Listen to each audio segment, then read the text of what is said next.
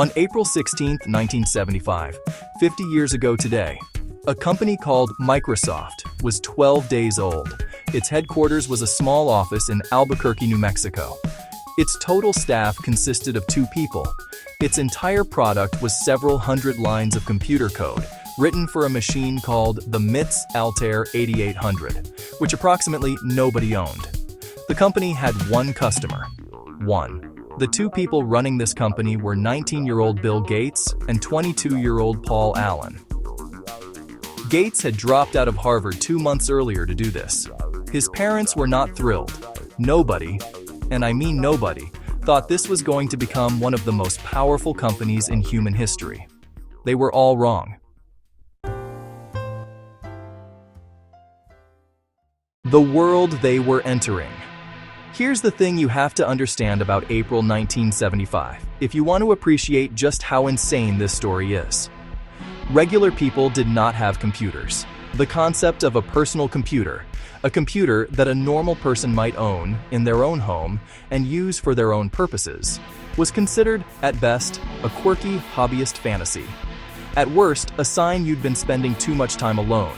Computers were large. Computers were expensive.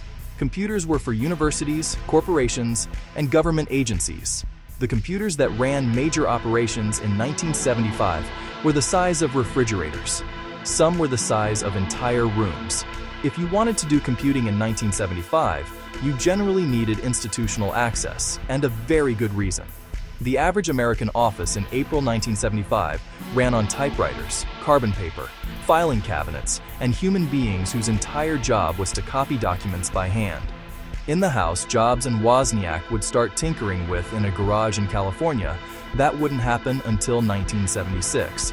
The first mass-market Apple computer wouldn't come until 1977. In April 1975, the personal computer revolution was a rumor that most sensible people had decided not to believe. The Altair and the bluff.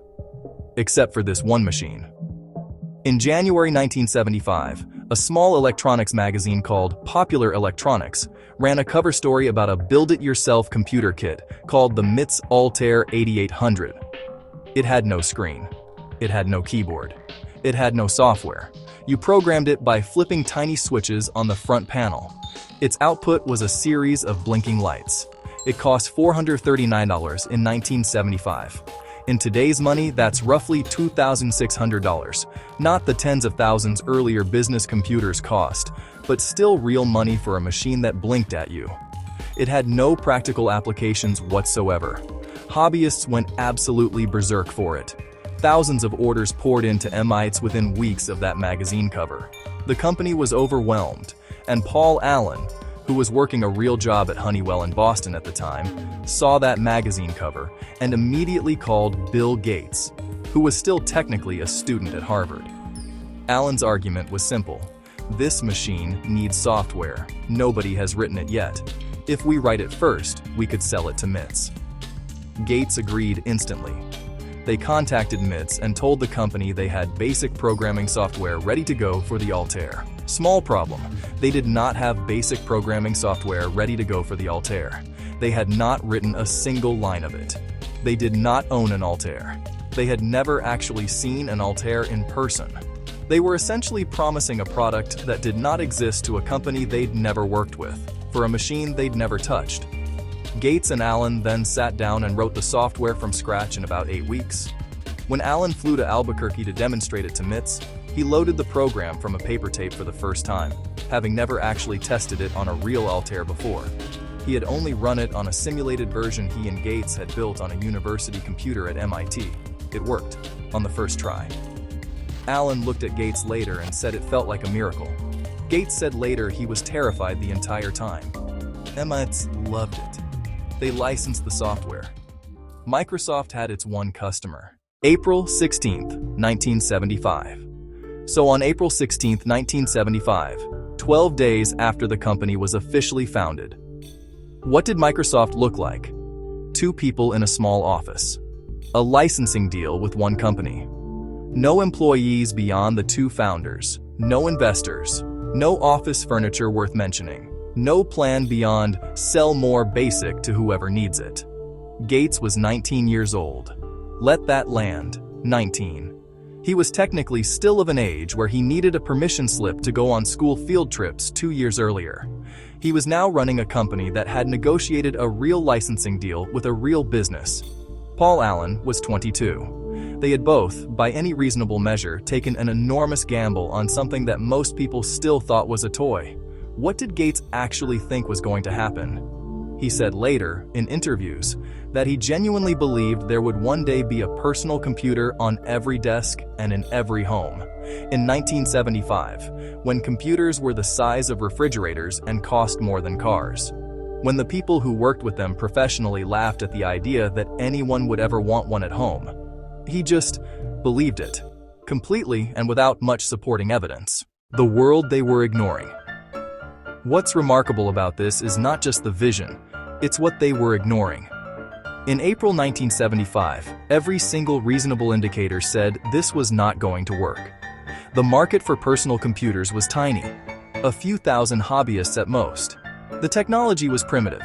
The software was impossibly complicated for average users. The business of selling software as a standalone product didn't really exist yet. Most people in the industry assumed software would always be free, bundled with hardware.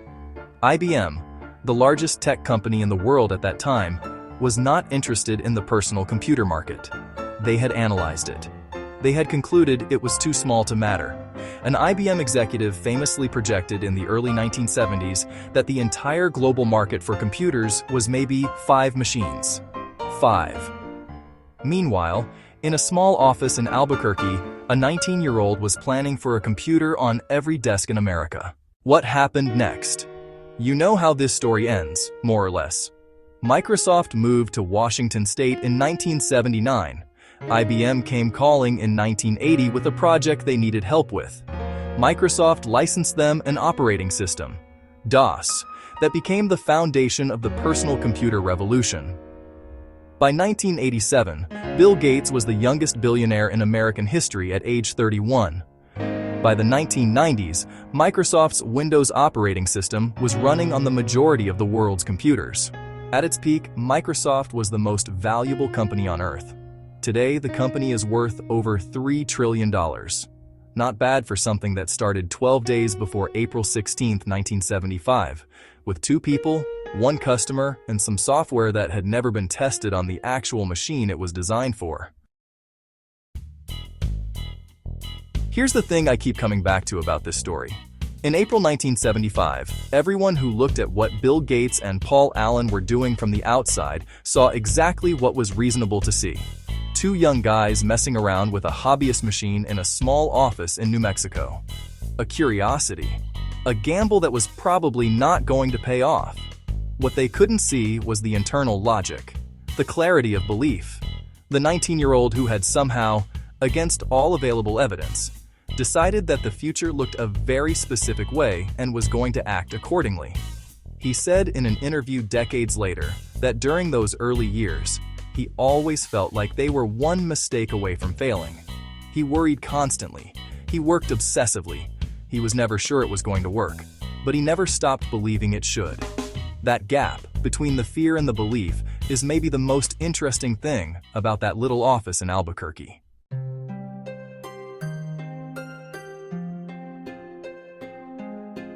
50 years ago today, the most powerful tech company in history was 12 days old, run by 2 people, and had exactly 1 customer who had no idea what they just licensed. The typewriters kept typing, the filing cabinets kept filing, and somewhere in New Mexico, a 19-year-old was certain it was all about to change. He was right. Subscribe. New story tomorrow, every single day.